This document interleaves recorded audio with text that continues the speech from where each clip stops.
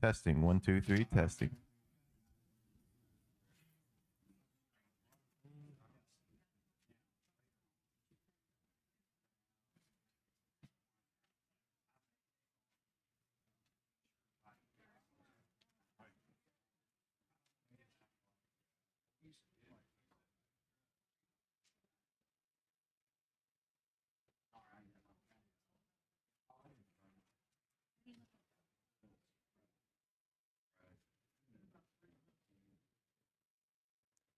Mic test 1, 2. Mic test 1, 2.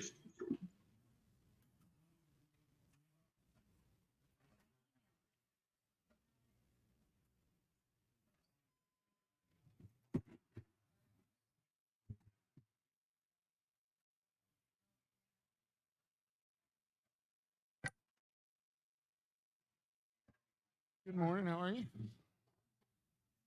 Debated.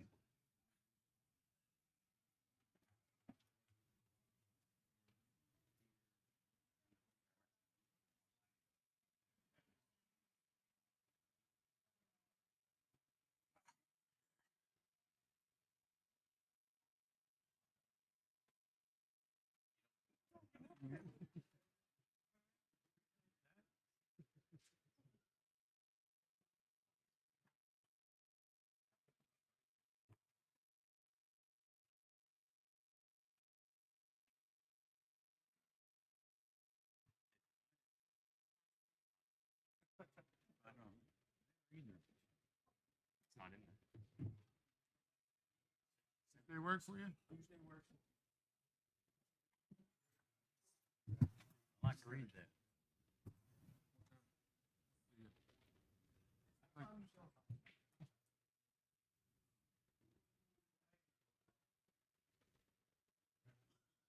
Seems like I have one. What we got scheduled to.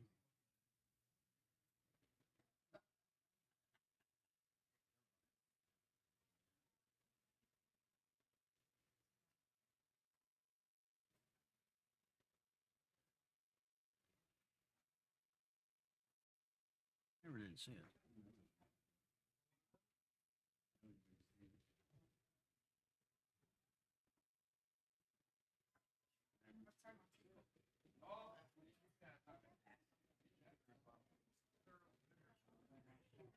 Okay, right there, we're good.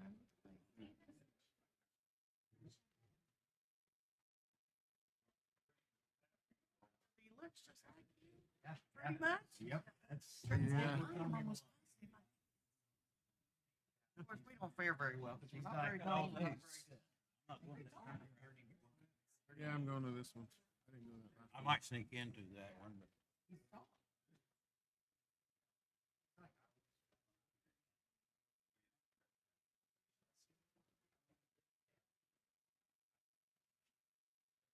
fine. Either way. I'll go 10. You know. Okay. Yeah.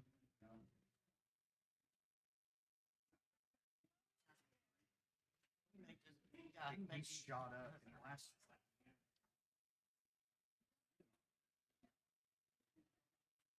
We're in the same place.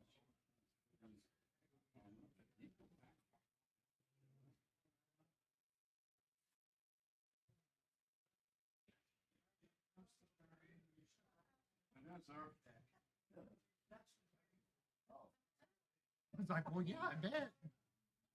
You're a hole in the end of your shoes here.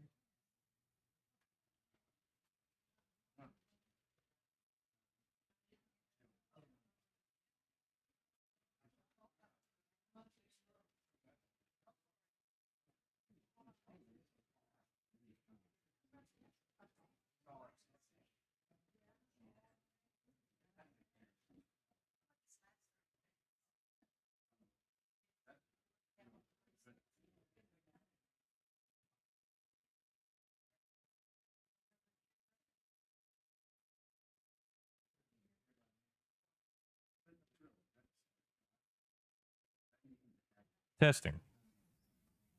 Testing, testing.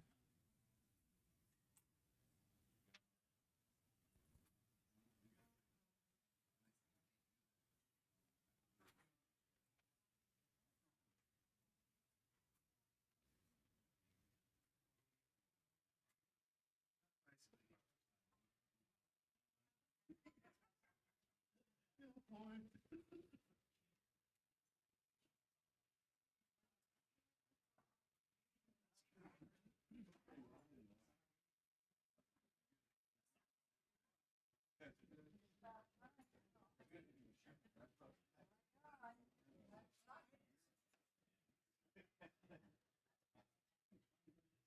Zachary? Saturday.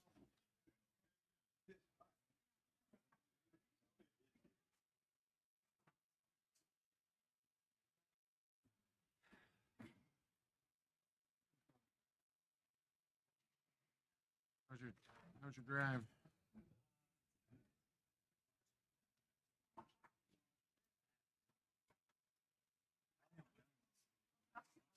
Fine, that's my son.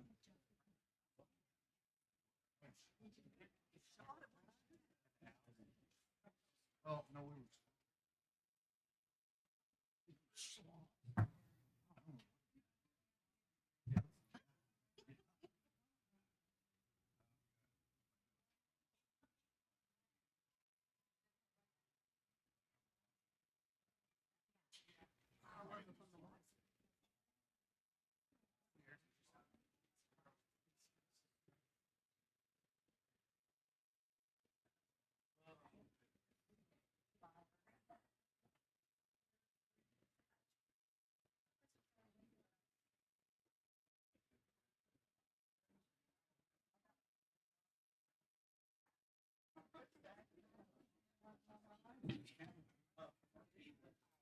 She said she was gonna be gone. You gonna be gone? I thought that's what she said the other day. She's zooming in.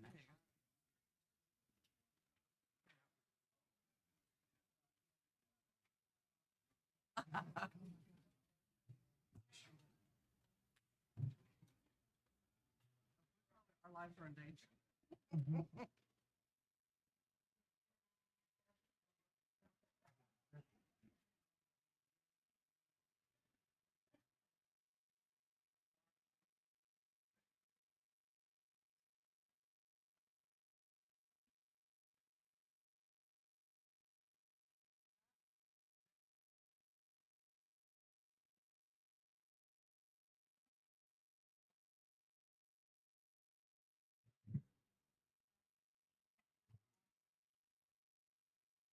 Mic test 1 2.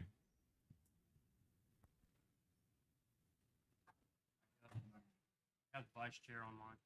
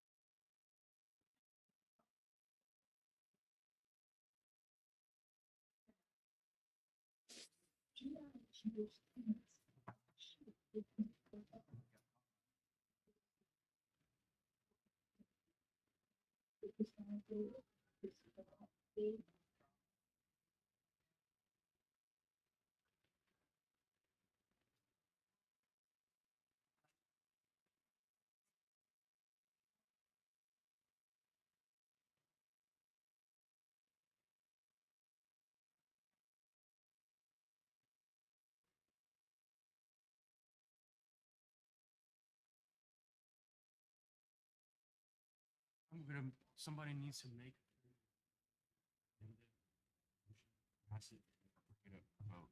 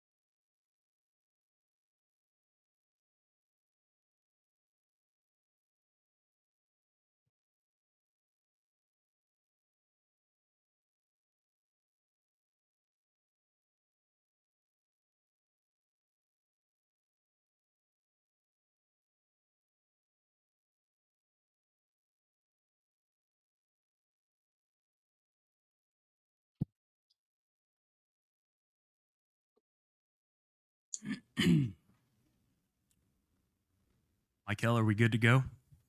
Okay. Good morning, everyone, and welcome to the Quapaw Nation Business Committee meeting for Saturday, February 19th, 2022. Call the meeting to order at 9:09, and please stand and allow me to pray.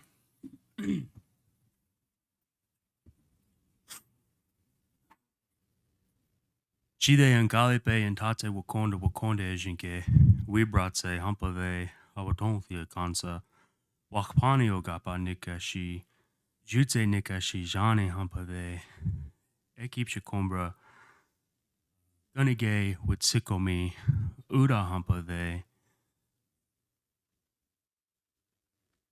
Flossie Matthews, Crawfish Clan, Dakwali O-gah-pah Wakon, Awatonthia Kansa, Hoto Miki, Uda Hampave, Nonte Hampave, Ekip Shakombra, Gunige and Tate Wakonda Ejinke, Dakwali, O-gah-pah, Isto, Uda Hampave, Hoto Miki, and Tate Wakonda Ejinke, Ekohan. Amen.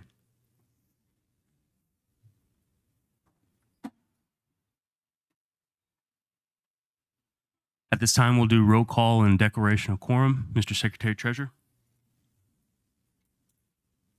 Jeremy, Present. Michelle, Present. Lloyd, Present. Zach, Guy, present. Callie, Joseph, Here. we have a quorum. All right, we have a quorum. Chairman, Mr. Buffalo. would move to amend the agenda for the consideration of resolution number 021922A under new business. We have a motion to amend the agenda for today to include resolution 021922A. Do I have a second? Second. Any discussion? All those in favor signify by saying aye. Aye. Aye. All opposed? Aye. Any abstention? Motion carries, and the agenda is amended to include that resolution under new business today. Thank you, Mr. Buffalo. Approval, no, excuse me. Reading, correction, and approval of minutes and phone polls. Move to approve.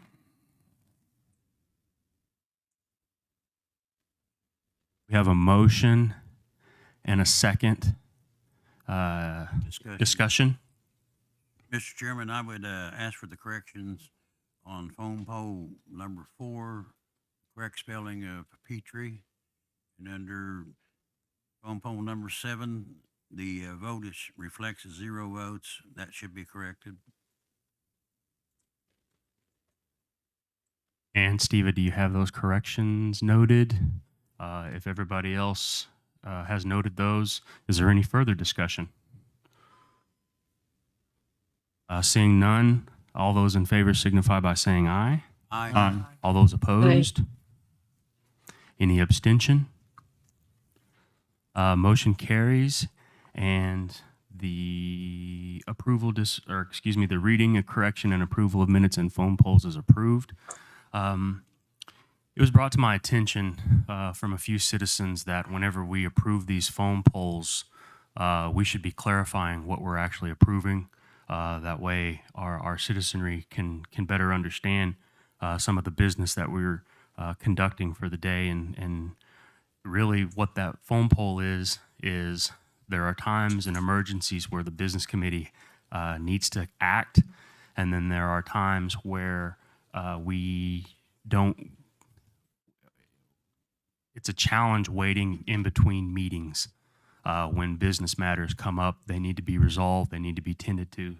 And it was requested of me to reiterate what these phone polls are, and I fully agree with that. So let's go through them. Phone polls for the last month include number 1, requesting party, CFO Eric Boone, and this was an approval to send a letter to Treasury Department requesting Quapaw Nation be allowed to use ARPA funds for employees' premium pay, regardless of whether their wages are over the cap set for Oklahoma. The vote on this was 5 yes votes, 0 no votes, and 2 absents. And what this is to clarify what this is exactly is the state of Oklahoma set a cap on the allowable amount of premium pay for its government workers under the ARPA guidelines. Quapaw Nation financials are in much better shape than the state these days, so it isn't necessary to place a cap on premium pay for our own employees when we recognize the value of our workforce. And when I say premium pay, I know people's ears perk up. That doesn't include, that doesn't include this body. That doesn't include the business committee. So as an aside, we have had this program in place where every week a tribal government employee can earn an extra $200 of income. All they have to do is show up to work and not be late.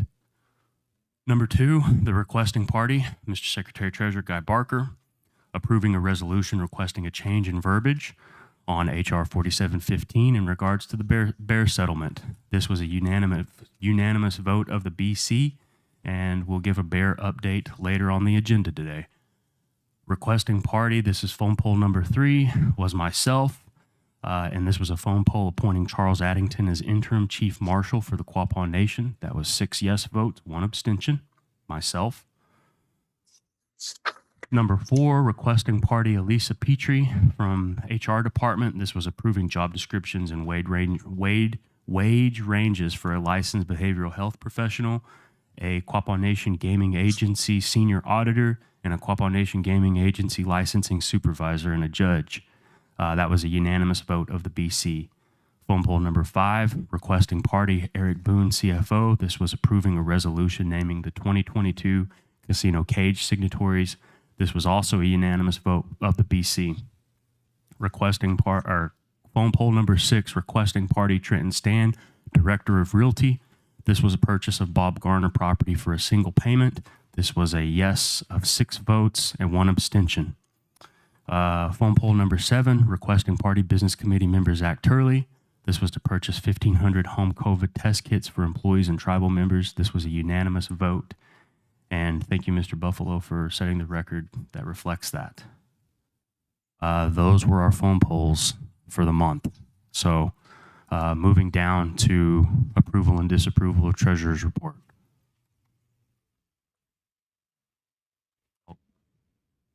We have a motion to approve by Mr. Turley. Second. We have a second by Ms. Newton. Discussion. Hearing none, all those in favor signify by saying aye. Aye. All those opposed, any abstention? Motion carries and the treasurer's report is approved. Dropping down to the approval and disapproval of directors and subcommittees reports submitted. So move.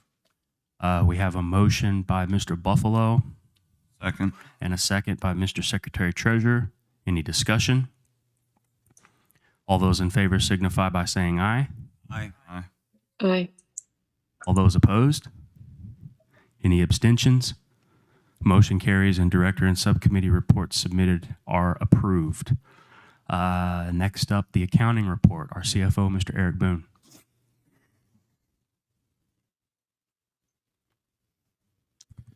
Good morning, everyone. I'm reporting on the results of our general fund through the month of January 2022.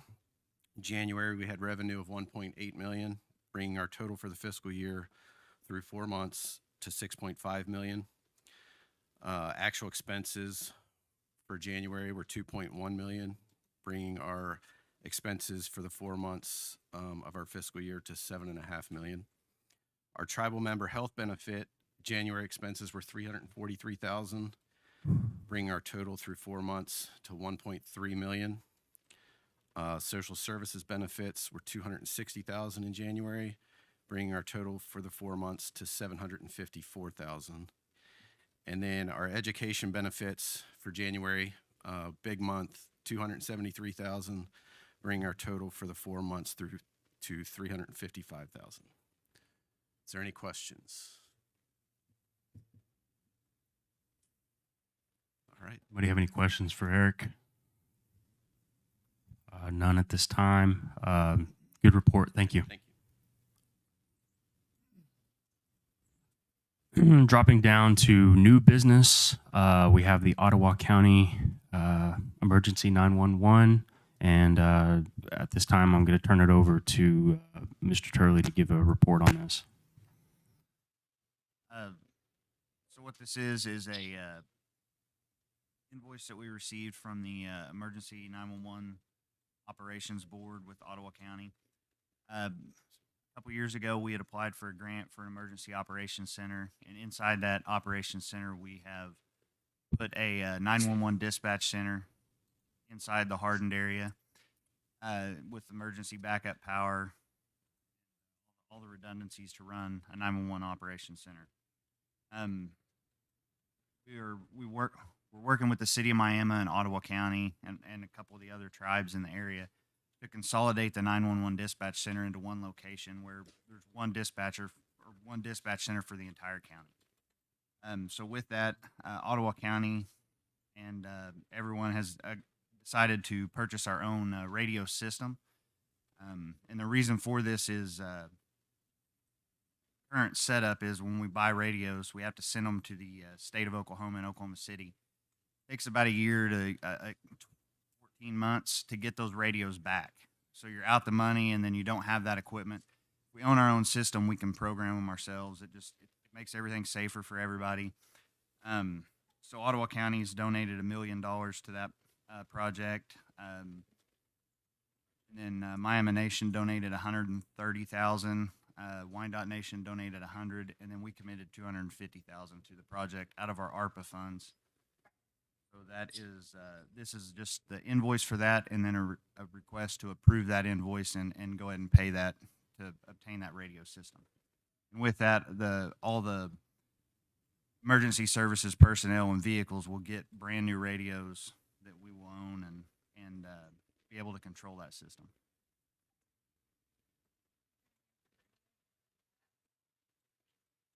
We will be able to keep those. The question was for everybody in the audience was, what are we going to do with the radios that we already have?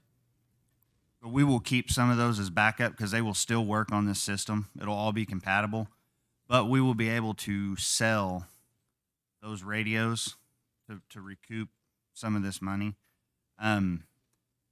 Those radios that we would be able to sell, those to buy a new one, they're between $5,000 and $7,000 a piece.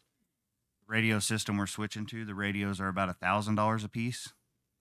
They're just as good of radio. They just don't have the state contract, so they don't have to charge that much for them. So we'll be able to actually sell those radios because they're in very high demand and they're very hard to get. So we won't have.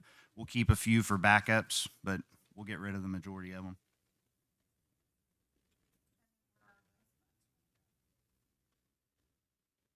What was that again?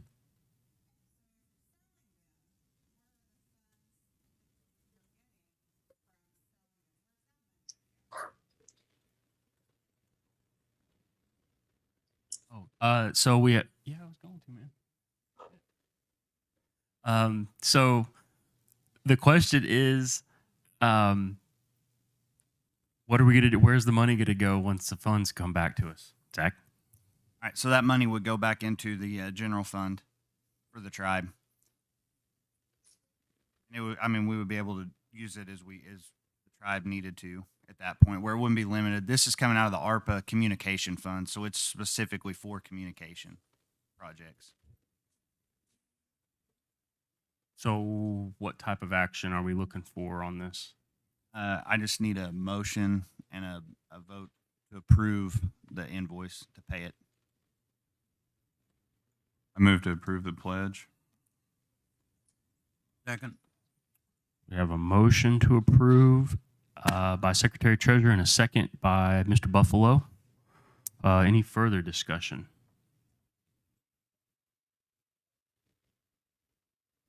Hearing none. All those in favor signify by saying aye. Aye. Aye. All those opposed?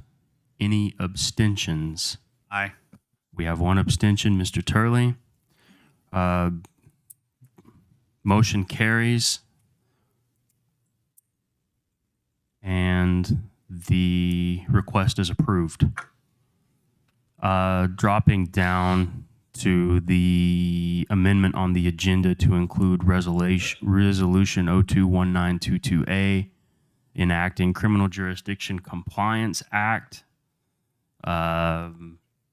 This is a resolution that ensures Quapaw Nation is compliant with the Tribal Law and Order Act and the Violence Against Women in order to better protect our women and children and those most vulnerable to domestic violence and sexual abuse on our reservation. And this also allows for harsher punishments and expanded protections for our citizens in line with our reservation status and tribal sovereignty. I'll entertain a motion to approve. Mr. Chairman, I move to adopt resolution number 021922A. We have a motion by Mr. Buffalo, Second. second by Ms. Newton. Any discussion? Hearing. Just one bit in the short title, correcting the typo in the word violence. Otherwise, no change. And you have that? Okay. Thank you, Mr. Secretary Treasurer. Any other discussion? Hearing none. All those in favor signify by saying aye. Aye. Aye. All opposed? Any abstentions? Motion carries. And the Quapaw Nation just adopted special domestic violence jurisdiction. That's pretty good. Dropping down into open forum. Every month, we honor our tribal citizens who walk on, and this month we honor Aaron Cusat, Sue Valier, and Midge Machupa. And let the families of those people know that they're in our thoughts and prayers at this time. And if you could, bear with me in a moment of silence for those individuals out of respect for them and their family.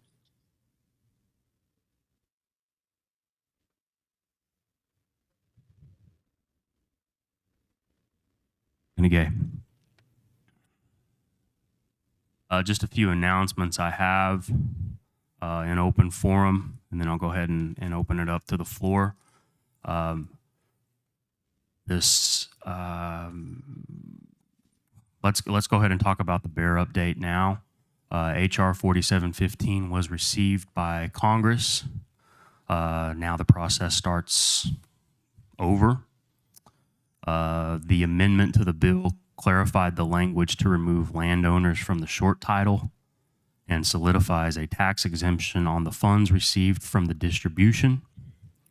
It will likely be referred to the House Natural Resources Committee, which is the committee I addressed earlier this week on a consultation call to talk about treaty rights and the environment. And the chairman of House Natural Resources Committee followed up with me, and we are working to calendar a date to discuss HR 4715 in the very near future. Those are my updates that I have for Bear. Mr. Secretary Treasurer, do you have anything you'd like to add to that? Thing to add? I was requested in a January meeting to give an update on what we're doing about our language. I met with the Osage Nation Language Department this week to discuss various ways we can improve the state of our own language. They were extremely receptive and open to sharing what has been successful for their department. I'm in the process of putting together an assessment of our current strengths and weaknesses of our own language department. Our HR department is creating job descriptions for language instructors and technical staff that will help us deliver language instruction for every tribal member that wants to participate but may not be able to make those in-person classes. I'm developing an outreach package for every tribal member, which is meant to create interest from our youth and support from their parents or caregivers. And my thought here is to provide every family who wants to learn our language or learn more about Quapaw culture with one of these language and culture kits, and those will all be doable or available through ARPA funding. That falls right in line with social distance learning. So that's where that money will come from to make those programs go. I've also been reaching out to various language speakers, asking them for their help and assistance, and I'm awaiting word from them. So that's the status report I have, and I'll be updating probably every month moving forward on that front. I want to announce the STEAM Fair, the Science, Technology, Engineering, Art, Mathematics Fair. We had the first program that we ran last year, and it was a really great event. It was a virtual event, so it was a little challenging for the kiddos to produce their experiments, but there was some really cool interesting ideas and thoughts that were shared at that time, and so we thought it was a great way to get the youth involved in the community. So we've set another one, and it's been moved to April 18th, and this event will take place on the campus of NEO, and it is a great way for our youth to become more involved in mathematics and science and things of that nature.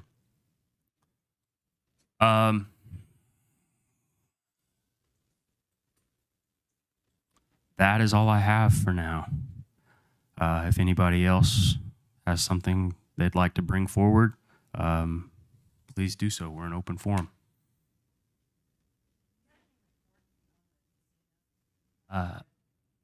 Can you come to the podium? Or, okay, we got a mic.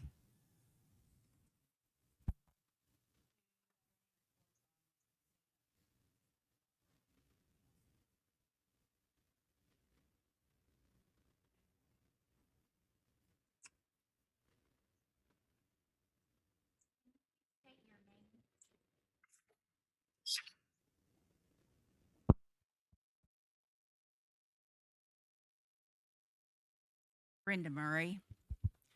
I just hadn't seen any reports on the casinos lately and was wondering if we had anything on those. I guess I'll try and hit it from a 30,000 foot view so I think we can hit all the questions that you probably have. We've been in the process of recapitalizing both properties, of which we were able to get that closed in December.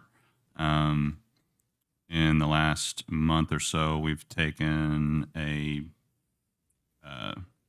hedged position on our interest rate on both of those loans in order to have some market protection with anticipated interest rate increases at the end of the taper in March, kind of in line with some of the announcements that have come from Chairman of the Fed.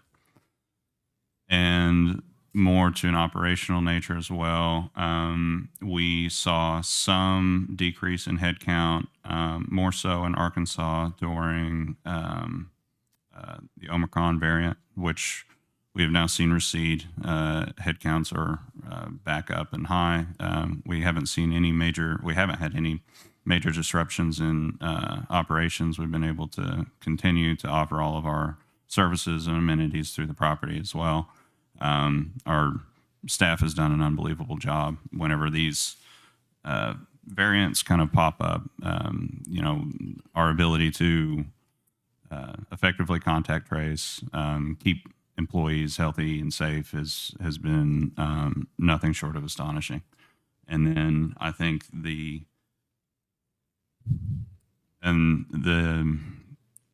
more recent news within the Arkansas market itself is that as of Thursday morning, the state, is it House and Senate, both voted to pass an amendment or approve a rulemaking for the Arkansas Horse Racing Commission in order to legalize statewide mobile sports betting. We are anticipating that this will be able to go into effect before March Madness. We are one of 3 licenses in the state of Arkansas, but as of right now, speaking with our friends and competitors within the state as well, that we will be the first to market to offer a fully mobile, statewide mobile sports betting option.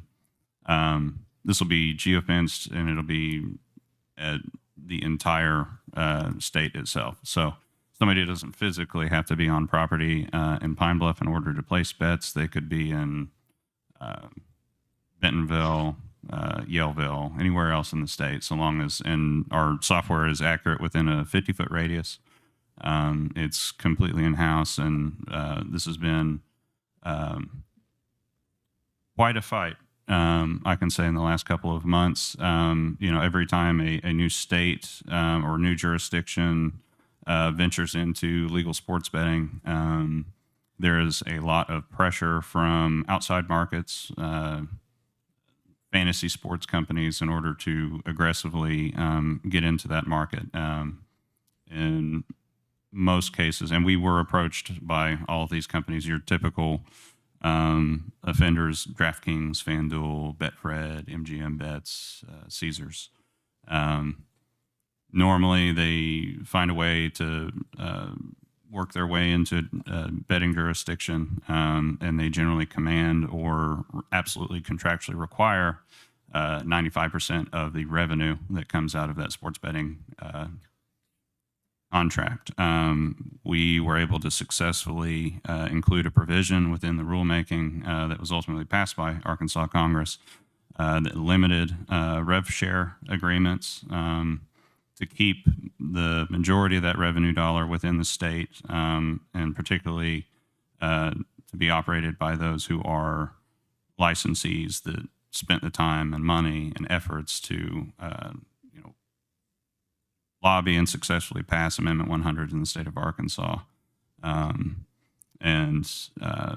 We've been successful, so it's a pretty major victory. I'll say that our chief market officer at that property, his name is Carlton Safa.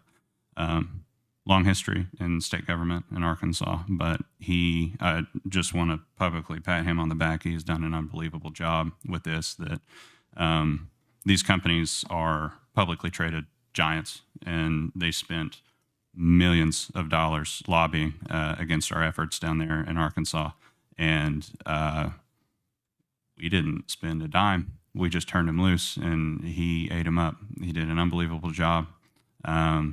He has been an unbelievable asset, and that is an extraordinary victory for that enterprise down there, and will, with our ability to now command the entire mobile sports betting market within the state of Arkansas, we'll be able to see an unbelievable revenue uptick, and in the future, more dollars making its way back to the tribe for programmatic benefits for tribal members. So they're doing an unbelievable job for us. What about downstream? Downstream is much more stable. We are, I guess, dealing with some of the same issues moving forward. Sports betting is becoming a hot button issue within the state of Oklahoma. I think our vice chair can speak more authoritatively on this subject, but there is a proposed bill. It is not really practical for tribal gaming, and it's a proposed bill for an amendment to the gaming compact. We have been in concert with O-Guah-Pah, submitting recommended changes to the framework on it in order to make this a viable gaming offering within the state of Oklahoma and here as well. Downstream, to a lesser extent, saw some impact either to headcount or a little bit to staff from Omicron, but again, no major disruptions to offerings. We were able to power through a snowstorm and as well as any reduction in staff or headcount. So performance has been promising, and even during the months of December and January have outperformed fiscal year 2020 and 2021. So we have continued to see very steady growth with the property. I was out there last Saturday night and I've never seen it so crowded. I mean, it was like one machine out of 10 open. That was actually a pretty good night for us. Yeah, a lot of So. out-of-state cars too. Mm-hmm. Oh, okay, thank you. Thank you. Thank you for your question.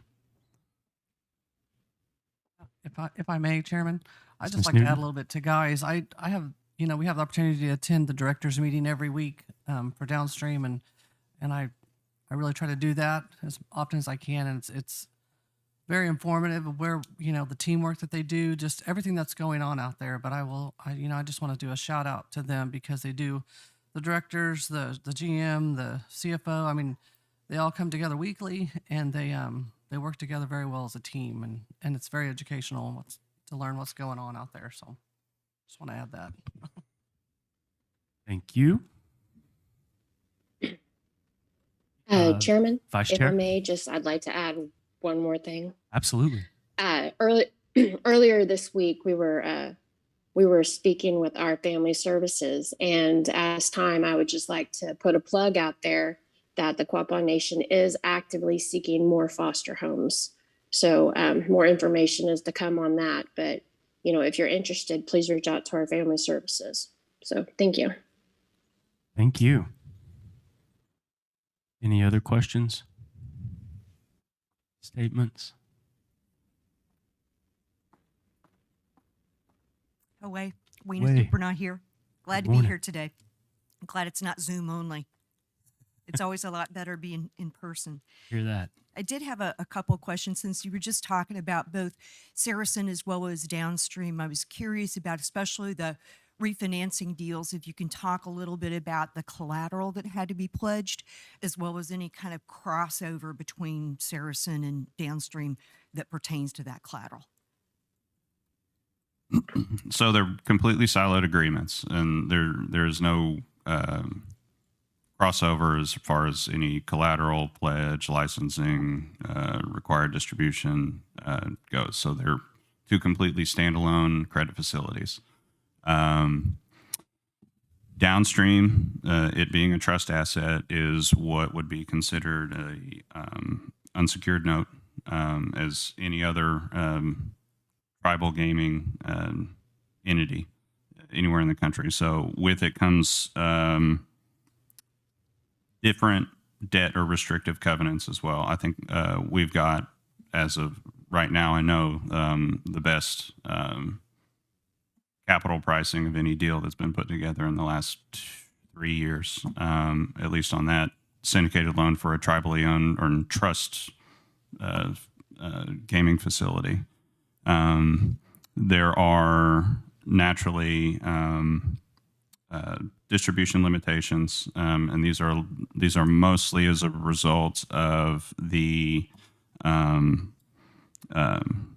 default with the Foxwoods property up in Connecticut. This has been about 15 years ago, where they had a change in tribal leadership, and they decided to go ahead and rapidly increase distributions back to the tribe to the point where they cannibalized all of their liquidity, and they could not make any of their interest payments, in which they went into default, and their creditors foreclosed on their note. They had to close the property and then refinance it, and now it is one of the most penalized capital structures anywhere in the country for one of the largest and highest earning gaming properties anywhere in the country as well. So as a result, lenders in this space have tried to put safety mechanisms in place, and those distribution limitations are tied to the leverage ratio. It'd be debt to EBITDA. And so our pricing on the downstream facility has, well, they both have a pricing matrix on them that the interest rate gradually steps down as the leverage ratio steps down as well. In concert with that, at a certain point in time, and I think it's south of 2 turns, we're able to lift the priority distribution back to the tribe completely. So there wouldn't be any limitations. We are about to make a principal payment here in the coming week of about $30 million. So we will have canceled, or I guess paid down, about $52 million in debt on that property since December 11th. We will still maintain about $50 million in liquidity on hand in order to make all necessary interest payments, but this will accomplish 2 things. One, it'll delever our ratio. It'll step us down an additional interest rate bracket. A lot of this is in anticipation for interest hikes this point coming forward in the year. Personal thoughts that I believe hikes are coming. I think that there's a bit of Chicken Little mentality about it. I don't think that they'll be quite as high as people like to believe, but I do believe that we'll see some increase. So we've modeled this in a way that we can kill 2 birds with 1 stone, in the sense that we delever, decrease our interest rate, and then we can actually recapture that money just simply by outrunning the interest rate increases that we expect to come. It's nice whenever you can say that just by moving a couple pieces of paper around, you can cancel out millions and millions of dollars of potential expense. So now the Saracen facility is a completely different ball of wax. Seeing as that it is in Arkansas, it is a fully commercial property, no different than Caesars or MGM Grand on the Strip in Vegas. And so it comes with much more lenient and what we would just call corporate debt covenants on it. And so this is doesn't have the same safety mechanisms and training wheels that are built into tribal financing agreements on trust-related assets. And so the collateral on that property itself is the license and the property, the games, the toothpicks that those stand. But there is no additional need for pledge from either the tribe or downstream in order to help secure that facility itself. I mean, we're, as of right now, have a positive equity position in that property purely from its evaluation compared to our debt position as well. And so we continue to believe that that's going to be the case, and been very excited about that change. But is there anything else that I didn't hit for you? Yeah, I just thank you for the clarifications, because one of the documents I saw out on the Oklahoma UCC website, it was with Wells Fargo, and what I couldn't tell was whether there was some sort of a guarantee from downstream to Saracen. But I know that the Saracen, that's Wells Fargo, right? Wells Fargo is a lender in both facilities, actually a pretty decent lender in both facilities. There's no guarantee to the Saracen property itself. And at least with regards to any of the filings, and I'm not familiar with one that's there, I imagine it would be at least on the downstream facility. But they were, you need a lead bank, a left side lead bank, in order to take a deal to market, a syndicated deal to market. And so they were our left side lead on that facility in Arkansas, and the Bank of Oklahoma was our left side lead here in Oklahoma. We did not take a right side lead or hire investment bank or broker. We did all of that in-house. Great. Another question on Saracen. I saw in the article that came out in January the objective to break ground on both the hotel as well as the convention area for Saracen in July. Are we contractually obligated to do that additional development? No. Okay. So that's basically something that we want to do as opposed to required. Okay. Absolutely. So, I mean, the way that we have it modeled and based upon, we have a lot marketing analytics that go into it, but our anticipation is, and I'm kind of on the fence about, well, we could see probably an additional somewhere between 20 and 23% lift in operational profit with both of those facilities in place, with an anticipated ROI of about 5.5 to 6 years. So a decent recapture period, but we had to expand the size of the facility in order to stub those in. But the remaining amount that we put it in there, I built that in as a priority revolver. So we don't have to use that money if we don't need to. It's no different than a credit card. So that was my next question is, I know that the stated goal was to get Saracen paid off, that debt completely gone by like 2028. And that was my question, whether that incremental debt necessary to develop those enhancements to Saracen would also be paid off by 2028. Sounds like that's already factored into the It model. is. And so here's a fun fact. It's actually really cool and something I think is neat, but they get tired of hearing this. Simply by putting that deal together and the reduction of the interest rate itself, we were able to build and model the rest of the expansion itself that simply the reduced expense in interest itself will be able to cash flow the entire expansion. So I don't expect to actually utilize that revolver, but it's there as a safety net. Got it. No, that's very good. That's very positive to hear. Okay. So one question I had, and I'm going to the HR 4715 language changes. Great.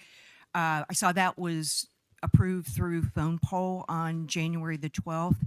Yet 3 days later, I asked the question in open forum what the status of that resolution was, and the indication was it was in progress. But it sounds like it was already passed at that point in time.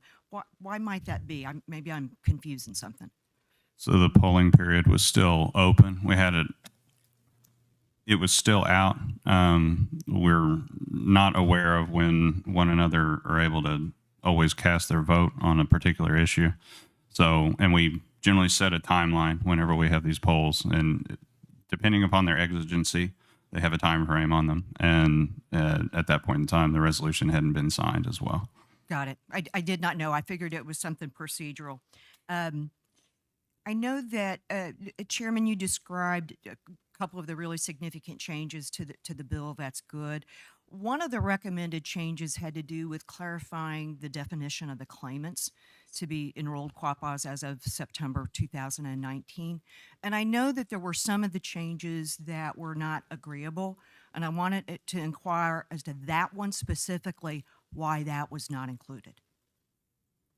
Which one? I'm sorry. To update the definition of the claimants to be all enrolled members as of September 2019. That was one of the changes that was recommended by a number of people, but not included in what was approved. The reason for that is because those definitions were already defined and clarified in the referral to Congress, the report. Thank you. So the video, I guess this was during a consultation meeting with House Natural Resources Committee a couple of days ago that you gave that update. There was still a reference at that time, although the resolution had already been passed, to strike the reference to landowners. That was a part of what you stated on that video was still referencing landowners. Was that because that change hasn't been made yet in Natural Resources Committee? I was just trying to put all the timeline together as to what was approved and then what was said. Hopefully you can explain. Words matter for sure. I think the short title that we originally had included landowner, and I think whenever I spoke on that this week, In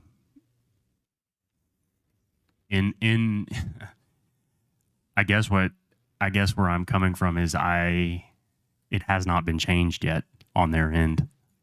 And so I needed to present the title as they see it now in front of them. And they do have the changes. But it has not been made on their end yet. Thank you. So the resolution has indeed been turned over to Mark Wayne Mullins' office? Absolutely. Great. Just checking. I did have a couple of other questions. Sorry, I didn't go through these in order, so my apologies for bouncing around. As far as the downstream and Saracen refinancing, back in 2007, I know it's a long time ago, when the original debt was struck on downstream, there were resolutions for that debt as well as the subsequent refinances that occurred. And my question is, where are the resolutions for this new round of debt? Positive though it may be, it's all going to get paid off. This is good. Where are the resolutions for the refinancing for both downstream as well as Saracen? Secretary? To my knowledge, they exist. We're just, if they're not on the website yet, they should be soon. I think they should be there. Okay. Maybe I missed something. Okay. All right. Thank you. I appreciate that. Yeah, they both, all of the creditors would require not only just a resolution from the, a board facility, but also from the tribal business committee as well. So, Right. Yeah, but those resources should be on the website. Okay. Because I know they're typically delayed a little bit, but I expected to see them when all the other January ones came out, and I didn't see that. So They might be in December. Yeah.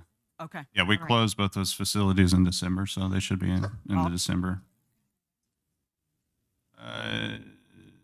Yeah, possibly. We had a couple of resolutions with regard to the downstream, just simply because of its trust status.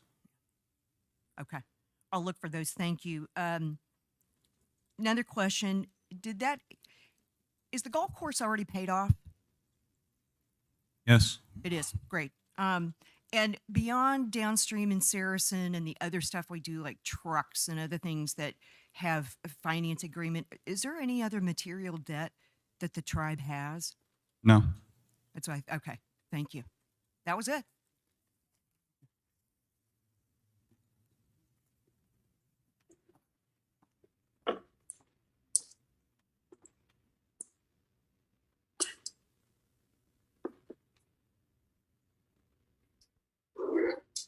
I've got Roman on Zoom who would like to speak. I will give you permission to unmute.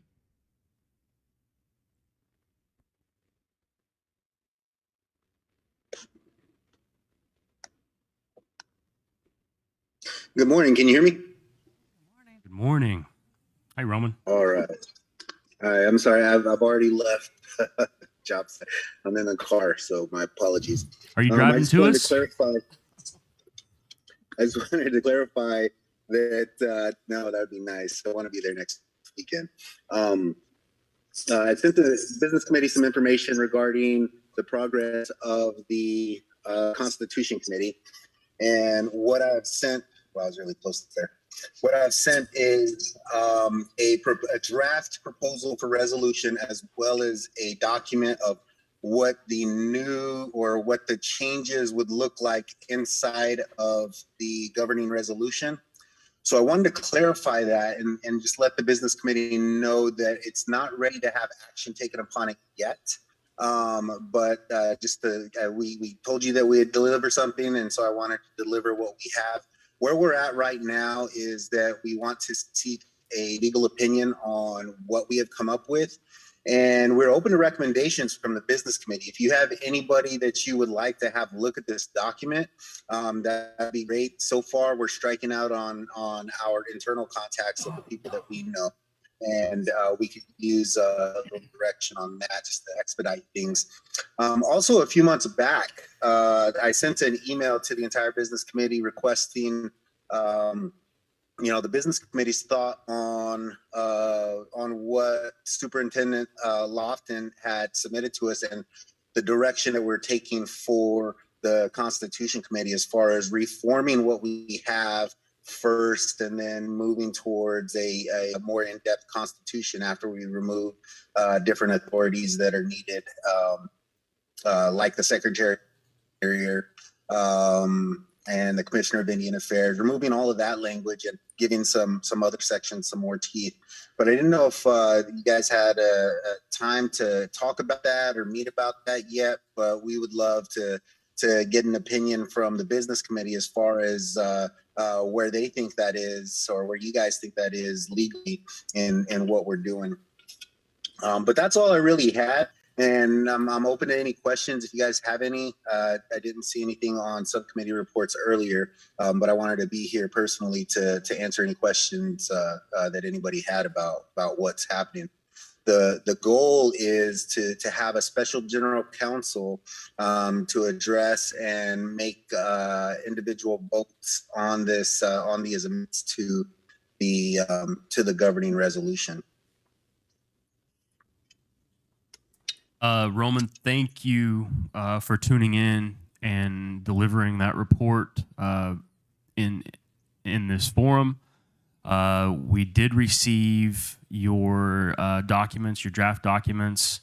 I think it would be fair to allow business committee at least a week to review those and send those out to our legal counsel for review as well. And in the meantime, we will be reaching out to you as well as the rest of the Constitution Committee to set up a time for that conversation to happen. Perfect. Thank you. Thank you. Have a good weekend. All right, you too. Stay safe, everyone. Does anybody else have anything for Roman at all?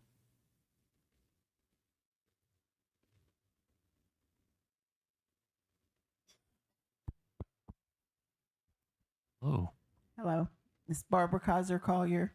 I have a question concerning the new status or the continued status of the reservation that has come about for the tribe, and wanting to know if that original reservation status includes states other than Oklahoma, and what might be done about it if it doesn't. So you're referring to The original our original reservation that encapsulated Kansas, that came out of the 1835 treaty and was clarified in the 1867 treaty with the United States. There are still treaty rights embedded within those, and I am personally in the process of treaty analysis and developing those protections and those rights and reaffirming individual rights that flow with the tribe, and that includes game, fish, hunting, collecting of herbs, medicines, things of that nature. And then there's also environmental protections that are tucked into those treaty rights as well. So expect some pretty big sweeping legislation in the next month or two to come in that regard. If I could add as well, the Lawhorn decision itself, reaffirming our reservation boundaries, did come from Oklahoma Court of Criminal Appeals. So their jurisdiction ends at the border. It's always going to be our stance that our reservation boundaries, even extending into Kansas, are still valid. But similar to Lawhorn and McGirt, there would probably have to be some litigious vehicle, which we would have to file amicus opinion. And when that opportunity arises, we're always vigilant. So if we ever have an opportunity to be able to address that issue and be able to become active with Kansas Supreme Court in order to reaffirm that boundary as well north of the Oklahoma border, but that's definitely on the forefront of our mind. That was the main reason I asked, was property, land base, not necessarily fish and wildlife and things like that. But thank you. Thank you. Gonna gay. Miss Linda?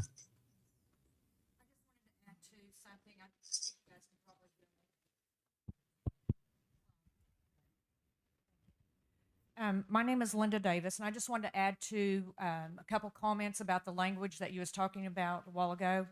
Billy Bertram, who does youth services in our family services department, has funding through SAMHSA that could possibly correlate or go in together and enhance what you guys are trying to do and could set that up. So if you guys would like to reach out to her or have her reach out to you all through an email, that could possibly help. Part of that is connecting the youth as far as like peers, mentors, and culture. So just an FYI that that's available in her program. Thank you. Thank you, Linda. That was going to be my agenda for Monday morning at the directors meeting. And then I realized if I came here Monday, I'd probably be the only one in this building. So Tuesday, for sure, I'll be reaching out. So thank you. And congratulations again on your recognition and achievement. That's you continue to do good work in a very much needed area, combating issues and helping serve our people. And I appreciate your work. Thank you.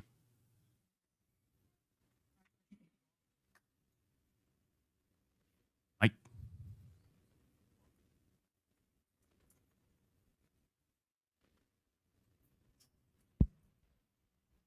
Sorry, I should have asked this a while ago. It's Barbara Kaiser Collier.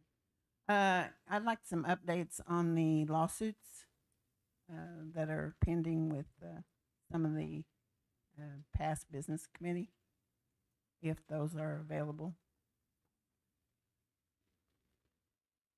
I think the progress at this point is fairly procedural. It should be available through the docket system, through our court system. As of right now, I believe that they are going through preliminary motion and discovery. I don't think they've set a trial date on the civil matters, and I think that they have a prospective trial date on the criminal related issues in the next 6 to 8 weeks. Okay, thank you. Thank you.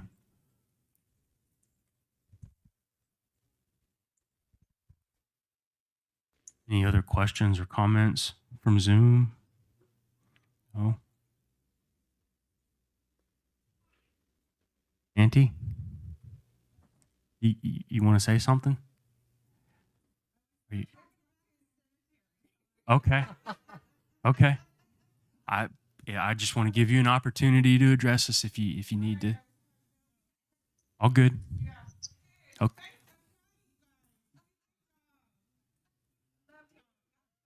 Thank you. If no other business in open forum, we have a closed session request, and we will convene shortly after that. Already moved out of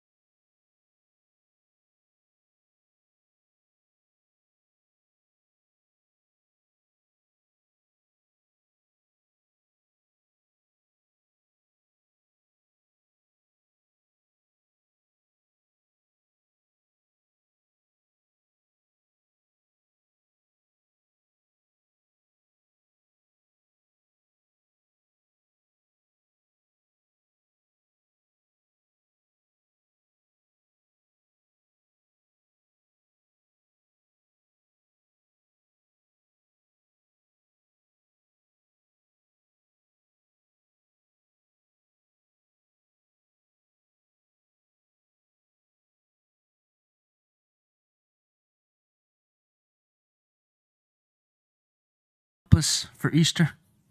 We'll put you on the spot. Both of you, all three of you.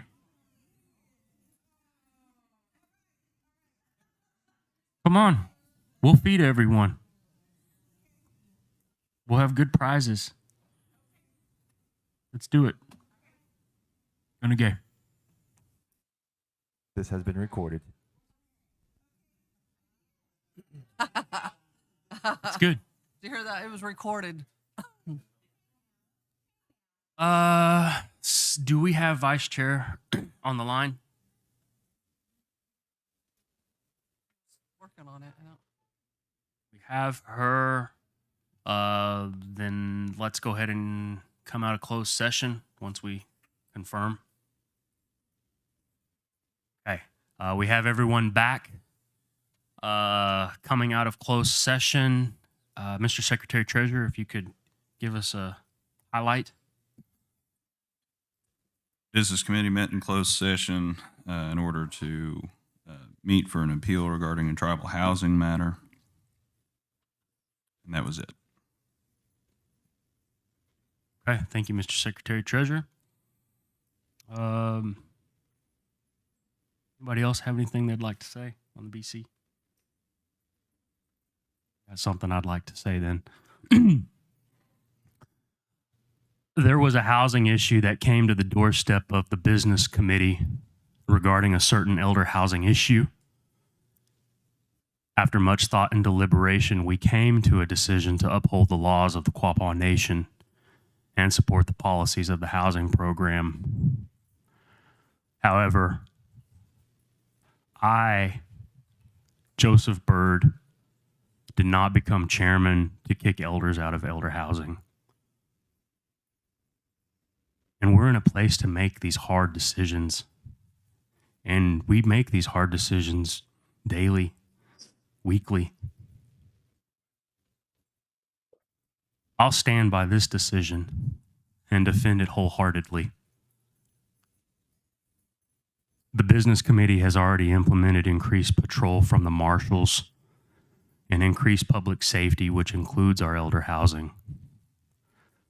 This is the Quapaw Nation. We are O-gah-pah Nikashi. So let's act like it. Be good and talk good to one another. I want to leave you with this. The year was 1867, post-Civil War Reconstruction period, and the national budget of the federal government was depleted. The United States needed money, and in an effort to inject the government coffers with these needed funds, they relied on their primary source of value, the land.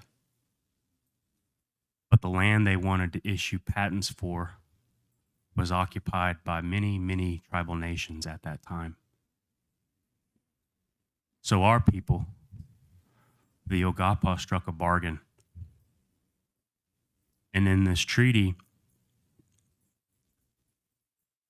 the Quapaw ceded portions of our reservation to accommodate land for certain Indians coming out of Kansas. And in that agreement, the U.S. was to pay $1.25 per acre, and in some places $1.15 per acre. Another stipulation of that treaty was $5,000 paid upon the ratification of the treaty, and the balance invested in a permanent fund at 5% interest payable per capita semi-annually. It also allowed for a school to be built. There was a commission created to assess the property damages brought on by the war, and the claim report was to be presented by the Secretary of Interior to Congress. The report ended up falling on deaf ears when it was presented, and our Quapaw people were never compensated for their damaged property from the Civil War. The balance left over after the 5,000 annuity that was supposed to be paid or supposed to be invested in a permanent fund at 5% was never actually invested for the Quapaw people. In fact, the $5,000 did not get distributed to the O-gah-pah until 5 years later in 1872. For 5 years, our people starved to death and were in a state of destitute.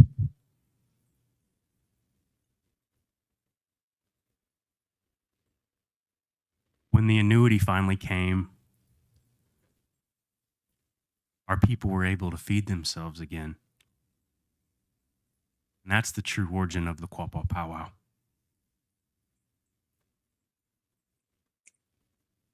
We didn't celebrate being able to dance around a drum or sing our songs during that time. We celebrated not starving to death, which makes sense why our people hold food in high regard. Everything we do as Indian people involves food. I was taught that feeding someone is the best thing a person can do for somebody else. That act of kindness, that blessing of food, it's all relative. And those are my thoughts as we come into planning for the 150th annual Quapaw powwow. And that's what that ties back to during that time. I just wanted to share that with everyone today, this morning. It's on my heart. And with that, I'll call on Jeremy to close us out in prayer. Thank you, Chairman.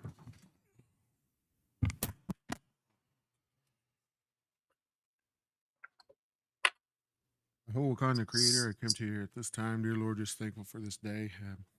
Thankful for family, dear Lord. Thankful for these blessings in this life here that you bestowed on us. Thank you for these men and women who have made their way over here to our meeting this month here, dear Lord. Just ask that you might bless each and every one of them, dear Lord. You bless those that are sick out there in the cold, dear Lord, without a home, without a food in their belly. We just ask that you give them strength and guidance and courage here, dear Lord. Just be with those in mourning, be with those missing their loved one, dear Lord. We're just thankful for promise that once again we're all going to be together again someday like that, dear Lord. And we just ask that you can continue to look down on us, take pity on us, and we just want to give thanks, dear Lord. Thank you for this day. In your name I pray, Jesus Christ, amen. To adjourn. Motion to adjourn. We have a second. All those in favor signify by saying aye. All those opposed? Aye. Ayes have it. Meeting is adjourned. Thank you and Gunny Gay. Everybody have a good weekend.